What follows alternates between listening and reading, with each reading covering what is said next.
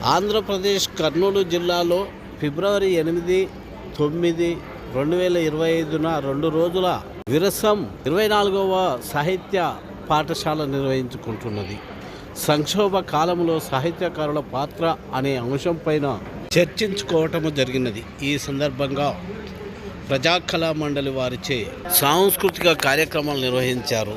బొజ్జ దశరథరామరెడ్డి రాయలసీమ సాగునీటి సాధన సమితి నుండి మాట్లాడుతూ, ఈ రాయలసీమకు చుట్టూ నదులు ఉన్న ఒక్క సుక్క కూడా పంట పొలాలకు కానీ తాగునీళ్ళకు కానీ ఇబ్బందిగా 2 తెలుగు రాష్ట్రాలు కూడా రాయలసీమకు అన్యాయమే చేస్తున్నాయంటూ మాట్లాడారు. ఈ సమావేశానికి అధ్యక్షతగా అరసవెల్లి కృష్ణ వహించగా సాయిబాబా సహచరి వసంత కుమారి గారు ప్రారంభోపన్యాసం చేశారు. ఈ సందర్భంగా వసంత సాయిబాబా గారి యొక్క ప్రేమ, వారి ఉద్యమ సహచర్యం ఏ విధంగా ఉందో వివరించడం జరిగినది. ఇది వ్యక్తిగతమైనది కానీ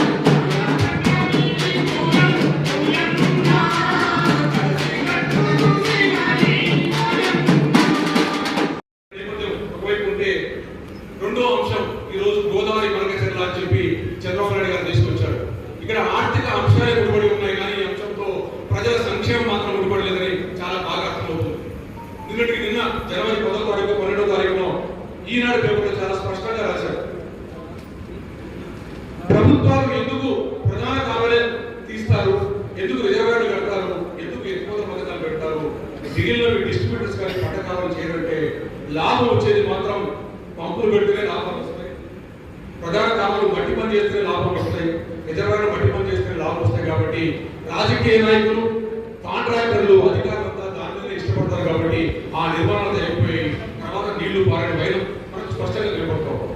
ఈరోజు మంత్రి నివాలో 6 లక్షల ఎకరాలు బిల్లు పారవలసి ఉంటే కాలువ 3,600 క్యూసెక్లు బిల్లు పారవలసి ఉంటే 12,000 క్యూసెక్లకే పారుతూ ఉంది. మరి బిల్లులు ఏమి ఇచ్చేసారు కాంట్రాక్ట్, బిల్లులు తయారైపోయి ఇంజనీర్లు సంతకాలు పెట్టారు, రాజకీయ నాయకులు యాక్సెప్ట్ చేశారు, మళ్ళీ నీళ్లు పారవలేదంటే ఏమైపోతూ ఉంది. అక్కడ పంటకాలంలో చెప్తున్నాయి, పంటకాలంలో లేవు, డిస్ట్రిబ్యూటర్స్ లేవు.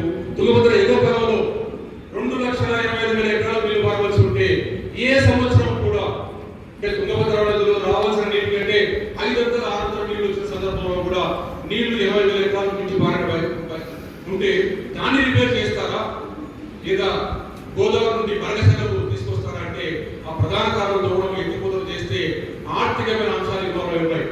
ఆ కాంట్రాక్టర్లు చెప్పిన ప్రకారం ఈ రాష్ట్రంలో ఉన్న కాంట్రాక్టర్లు ఏ పని చేయమంటే ఆ పని చేయడానికి రాజకీయ నాయకులు సిద్ధమయ్యారు, రాజకీయ పార్టీలు సిద్ధమైన సందర్భంలో ప్రజల అంశాలు ప్రజలకు ఏం కావాలని తెలుసుకోవడానికి కూడా ఇష్టపడేది రాజకీయ వ్యవస్థ ఉన్నప్పుడు మనందరినీ అప్పీల్ చేస్తున్నాం. ఈరోజు ఈ సాహిత్యకారులు మీరు ప్రజలు చైతన్యవంతం చేయడానికి వాళ్ళ దృష్టికోణం ఈ దిశగా మార్చడం కోసం మీరు కార్యక్రమాలు చేపట్టాలని చెప్పి కోరుకుంటూ, అదేవిధంగానే ఈరోజు పోలవరం ప్రాజెక్టు మన ఆర్థికంగా కేంద్ర ప్రభుత్వం నిధులతో కట్టాల్సిన పోలవరం ప్రాజెక్టును రాష్ట్ర ప్రభుత్వం ఎందుకు వేసుకుంది? ఆ కాంట్రాక్ట్ తీసుకుంటే డబ్బులు మాకు వస్తాయి. మరి రాష్ట్రంలో చేయడంలో ఉన్న 4 ప్రాజెక్టులు తెలుగుగా కాలేజీ దగ్గర అందరిలో వెళ్ళకుండా ఎవరు కట్టాలి? రాష్ట్ర చట్టం ప్రకారం రాష్ట్ర ప్రభుత్వం నిర్మాణం చేయాలి. మరి ఈ పథకాలను పక్కన పెట్టి పోలవరం పథకానికి నిధులు ఖర్చు పెట్టుకుంటూ దాన్ని తీసుకొచ్చారు, డయాఫ్రామ్ వాళ్ళు మునిగిపోయింది. ఇవాళ ఎలక్షన్స్ ముందరనే దాన్ని ఆగమేఘాలుగా చేయాలని చెప్పి ఒక పద్ధతి ప్రకారం చేయడం వల్ల నష్టపోయిన వైపు వైపు కనపడుతుంటే మన ప్రాజెక్టులు ఎక్కడికి వేసిన గొప్పలు అక్కడే ఎవరికి ఇష్టం వచ్చినట్టుగా వాడు గాలేరు దగ్గర ఉంటే హంద్రిని మాకు మా లింక్ తీసుకొస్తామని చెప్పి ఒక ఇంకో చోట ఎవరు ఇష్టం వచ్చినట్టుగా కూడా 500 కోట్లు 600 కోట్లు ఖర్చు పెట్టేసి కాంట్రాక్టర్ నుండి డబ్బులు తీసుకుంటూ చేస్తున్న నేపథ్యంలో ప్రజలు ఆలోచన చేయాల్సిన అవసరం ఉంది. ఏం జరుగుతుంది? ఈ రాజకీయ నాయకులు మన మీద ప్రేమతో ఉన్నారా, వాళ్ళు రాజకీయం కోసం ఉన్నారా అనే అంశాన్ని అర్థం చేసుకుంటే మనం బయటపడతామని చెప్పి తెలియజేసుకుంటూ ఈ అవకాశం ఇచ్చిన వ్యవసాయానికి ధన్యవాదాలు తెలియజేసుకుంటూ, ఈ రోజు సాహిత్యకారులు కూడా ఇంతకుముందు చెప్పారు, ఇదంతా కూడా సన్మానాల కోసం కండోల కోసం కాకుండా ఈ రోజు జరుగుతున్న